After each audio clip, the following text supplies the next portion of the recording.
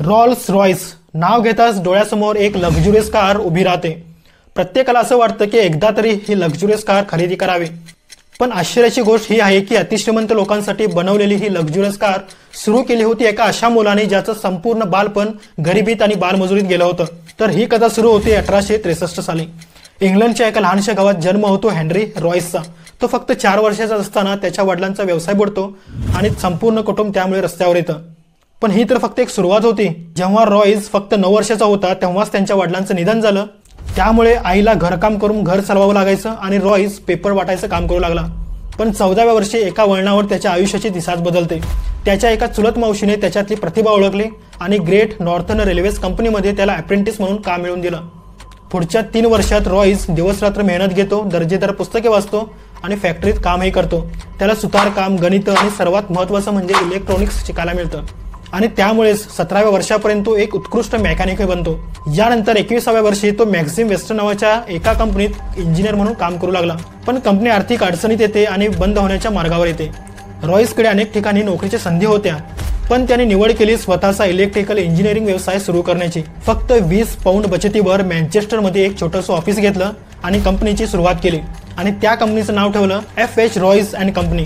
तसेच या कंपनीत त्याचा मित्र अर्नेस्ट क्लॅरोमोंट पार्टनर म्हणून सामील झाला होता. सुरुवातीला रॉयस जे काम मिळेल ते करू लागला, जसं की सिलाई मशीनची दुरुस्त करणे, इलेक्ट्रिकल फिटिंग्स लावणे इत्यादी काम तो करू लागला.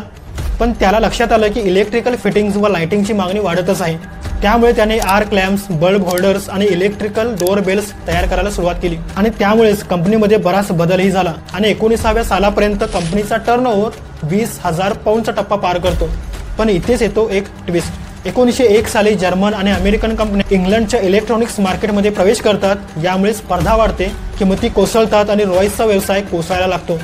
यामुळे त्याच्या शारीरिक आणि मानसिक आरोग्यावर याचा खूप वाईट परिणाम होतो. डॉक्टर सांगतात की त्याला शुद्ध हवा घ्यायला हवी, त्यासाठी गाडी घेऊन प्रवास करा असा सल्ला तिला दिला जातो. रॉयस सुट्टी घेतो आणि एक फ्रेंच कार विकत घेतो आणि ती होती डेकॉविले.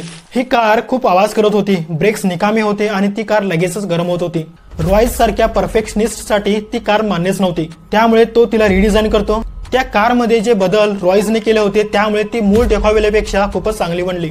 यामुळे रॉयसला आत्मविश्वास येतो की आपण स्वतःची कार स्वतःच तयार करू शकतो. त्याने एक टीम तयार केली आणि नवीन कार डिझाईन करायला सुरुवात केली. शेवटी 10 हॉर्स पॉवर 2 सिलेंडरची रॉल्स रॉयस कार अखेर तयारच होते.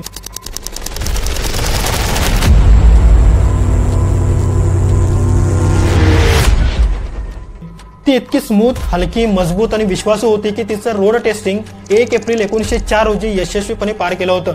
पहिल्याच टेस्टमध्ये तिने 50 किलोमीटरचं अंतर पूर्ण केलं, कोणती समस्या न येता.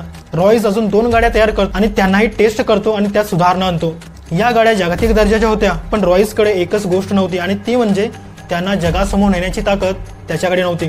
तर इथेच येतो या कथेचा दुसरा नायक आणि तो म्हणजे चार्ल्स रॉल्स. रॉयस एका प्रदर्शनात त्याच्या कार्स दाखवत असताना तिचा रॉल्स येतो. रॉल्स हा आधीपासूनच एक प्रसिद्ध मोटरिस्ट होता आणि ब्रिटिश कार तयार करत होता. रॉयसच्या गाड्या बघून रॉल्स प्रभावित होतो आणि रॉयसला सांगतो, I have found the world greatest engineer. त्यानंतर दोघं मिळून रोल्स रॉयल्स नावाने जॉईंट व्हेंचर तयार करतात. मार्च 1906 मध्ये रॉल्स रॉयस लिमिटेड अधिकृतपणे स्थापली जाते. सुरुवातीला 10, 15, 20 आणि 30 हॉर्स पॉवरच्या कार्स तयार केल्या जातात. रोल्स रॉयसला वाटतं की कारचं मार्केटिंग रेसिंगमधून होऊ शकतं. त्यामुळे त्यांनी इस्ले ऑफ मॅन, टुरिस्ट ट्रॉफी यासारख्या स्पर्धांमध्ये भाग घेतला.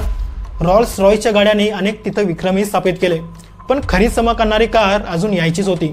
1906च्या शेवटी त्यांनी 40 ते 50 हॉर्स पॉवरची 6 सिलेंडरवाली कार लॉन्च केली. ही कार इतकी स्मूथ आणि सायलेंट होती की तिचं नावच पडलं सिल्वर घोस्ट.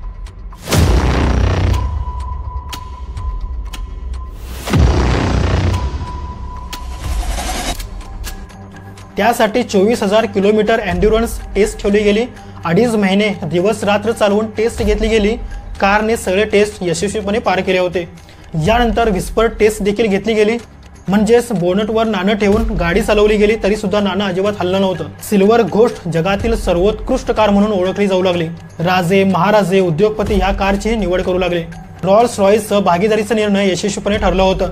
पण 12 जुलै 1910 रोजी रॉल्स विमानातून उड्डाण करत असताना विमान क्रॅश होतो आणि त्यातच त्याचा मृत्यू होतो. रॉयस अजूनही त्या दुःखातून सावरत नव्हता. तेवढाच त्याला बॉवेल कॅन्सर होतो.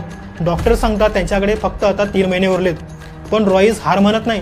सिल्वर घोस्टची डिझाईन अजून चांगली बनवतो. पण पुढे एक चमत्कार घडतो, रॉईस पूर्णपणे बराही होतो. 1913 पर्यंत कंपनीचा नफा 90,000 पाऊंडच्या वर जातो.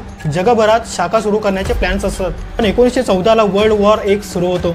लक्झरी कारची विक्री थांबते, सर्व विक्री कोसळते, कर्मचारी कमी करावे लागतात. पण रॉईस हार मानत नाही.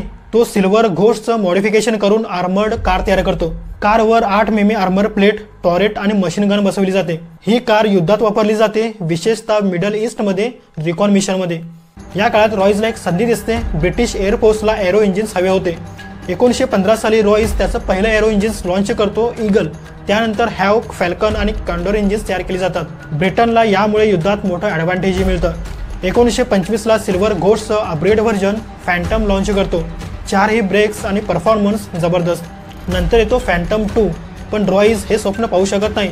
22 एप्रिल 1933 साली 70व्या वर्षी त्याचा मृत्यू होतो. आज रॉल्स रॉईसवर BMWचं मालकी हक्क आहे. पण आजही रॉल्स रॉईस ही परिपूर्णतेचं आणि राजसत्तेचं प्रतीक आहे. ही एक कार नाही, तर ही एक कलाकृती आहे.